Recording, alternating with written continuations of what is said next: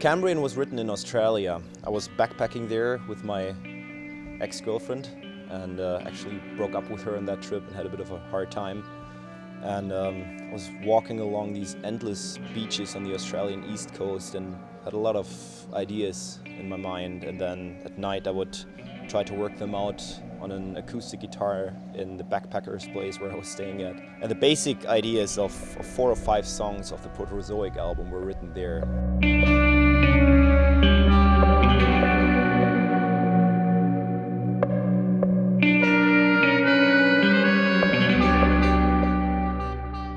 In early 2007 we started recording drums for Precambrian, and that was the first time ever in the band history that we had a bit of a budget to do an album, and so I really wanted to get a good guy to track the drums. And I decided to go with a guy named Jonas Olsson, who had recorded a widely unknown but amazing Finnish band called Callisto. That drum sound that they had on their album, which came out around that time, was pretty much exactly what I had in mind for Precambrian. And so I rang up Jonas and hired him to track drums for us at a place called Studio 57 in Alatteveli in the far north of Finland.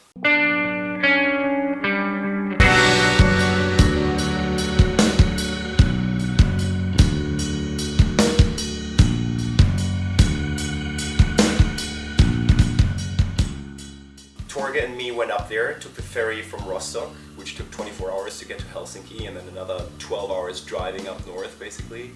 And Matt also showed up later to record some of the heavy guitar tracks. I had done a few weeks of touring with the Ocean and some shows here and there, and then Robin had asked me, hey, what about playing on the next album? Because up until that point, it was always him playing all the guitars on all the records. And I think at that point, he wanted to do some more producing to lighten his workload, probably. Also Yuki tagged along for company in this very remote area and also to film the recording process. Zum Supermarkt musste man eine halbe Stunde laufen, aber es war irgendwie ganz toll, weil es so typisch finnisch war, typisch skandinavisch, wie man sich das vorstellt. Basically in the middle of nowhere, so there wasn't any real distraction. There was really nothing around that studio at all. It was one building, which was like a barn basically, that they had transformed to the studio, but it was located in a beautiful place, like right next to a river. That was a really good time, and we worked really efficiently, but it was also tiring. The stuff that Torge had to record was very challenging. Ich wurde in den ganzen Sessions vielleicht 2-3 Mal richtig warm. Du nimmst 3 Minuten auf und hast 15 Minuten Pause nach dem Motto. Weil du spielst ein Part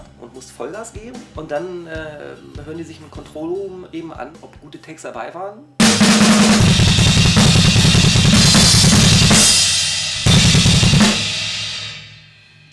Ja, und weiter. Komm, ich find's grad so schön. Endlich mal, das erste Mal so richtig, ne?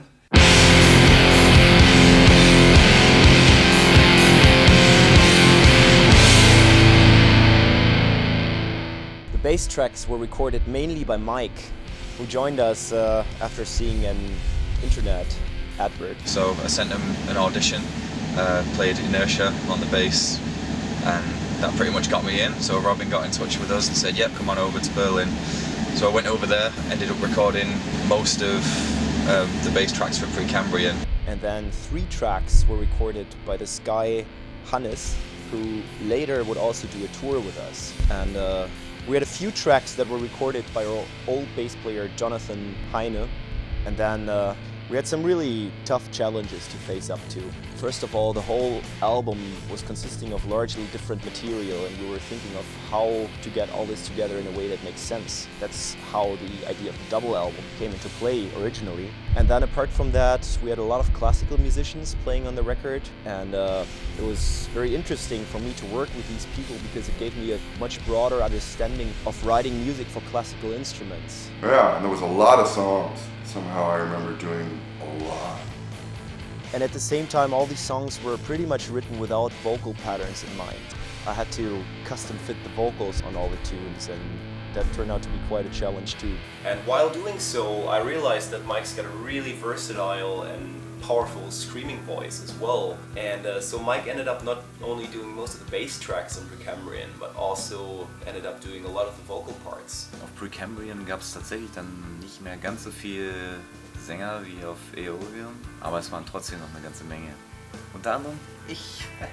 Nate Newton made another appearance on the record, and Thomas Halbom as well. Aeolian was more like in your face, and then the Precambrian is like more You got everything on top and on bottom, and you explore everything in between, and sort of like a bigger spectra to it all. It's epic in a punk rock kind of way, you know.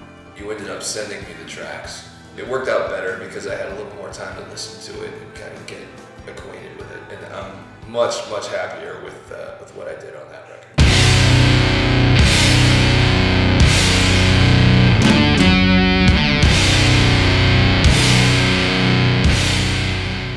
Precambrian came out in late 2007.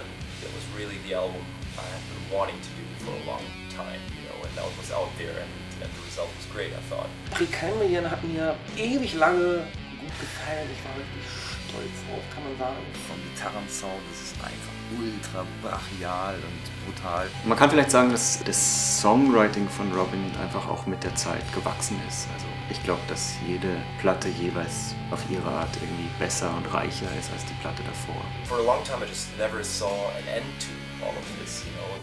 It was just such a beast of an album and such an intense process of creating it. You know, some of the songs had over 120 tracks. They were massively polyphonic and really complex arrangements. That's why sometimes throughout the recording process I just had these moments where I was just like, why the fuck am I even doing this? You know, it's never going to be finished and it's never going to sound good in the end. I wasn't really sure if I ever wanted to do another album again. But that feeling didn't last for too long, unfortunately.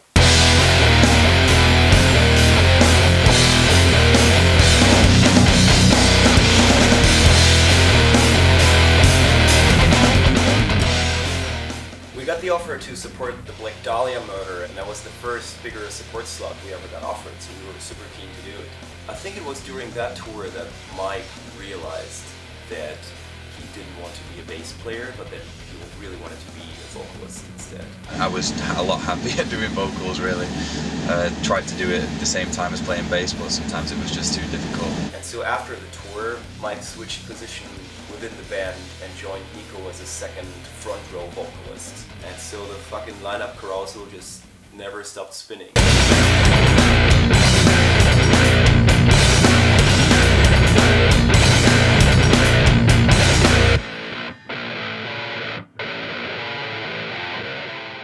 And that's when the whole Swiss invasion finally started.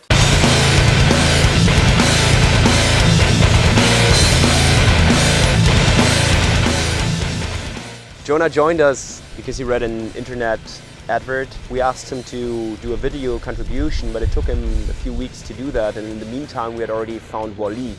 So I told him that, you know, maybe another time, and then we got the video from him, full on performing, playing City in the Sea. It was awesome.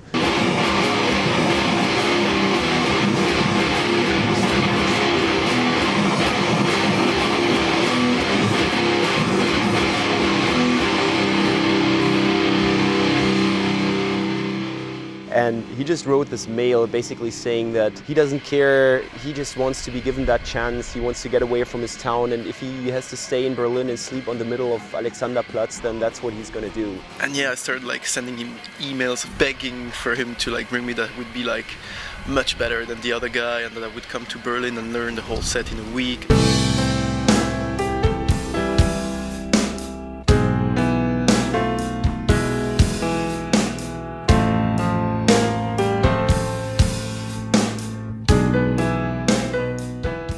By the end of 2007, Torgo was done. He said he wanted to take an indefinite break from touring and from playing with his band, and that put us in a bit of an awkward position because we didn't want to take an indefinite break as a band. And so I was discussing this with Jonah, and he mentioned that there's this guy from his hometown. This guy called Loic Hess.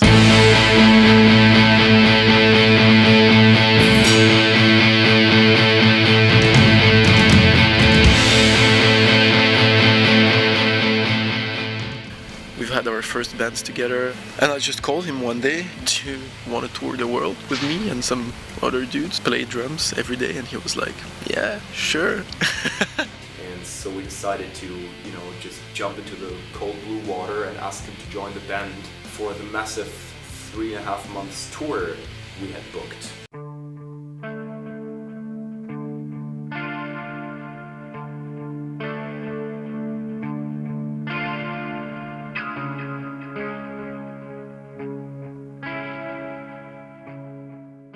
Sometime in the summer of 2008, we got the offer to support OPETH in November, December. First time I heard about the Oceans, a friend of mine, my best friend, played me the Ocean record.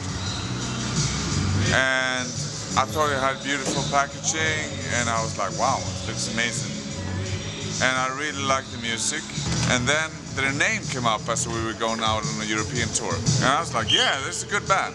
Let's bring them out. And that was going to be a huge tour, beyond anything we'd done so far. So of course we accepted the offer. It was just an amazing chance to be part of this legendary package with OPETH and CYNIC. Paul Masvidal and Sean Reinhardt from fucking Death, right?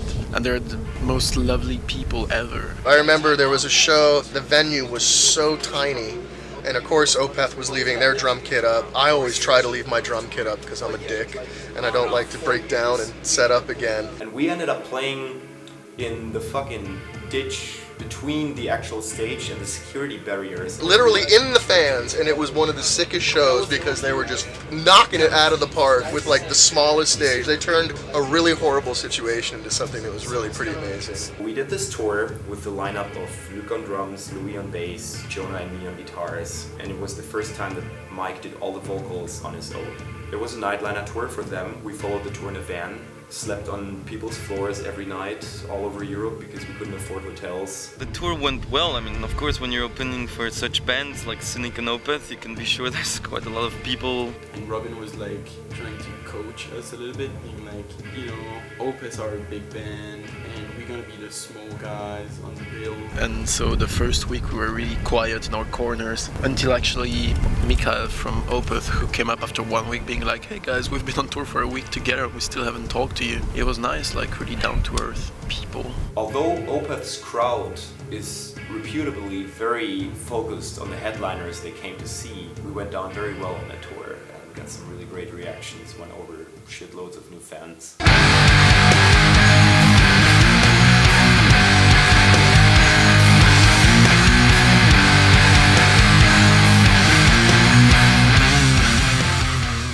Mike is a huge OPETH fan. He even has an OPETH tattoo on his back, actually. However, somehow throughout the middle of the tour, he kind of lost it. He came up to me and told me that he doesn't really feel it anymore, that he doesn't really have the energy on stage, and it's just not what he expected, and he doesn't know what was wrong or whatever, and I was like, wow, that doesn't look too promising.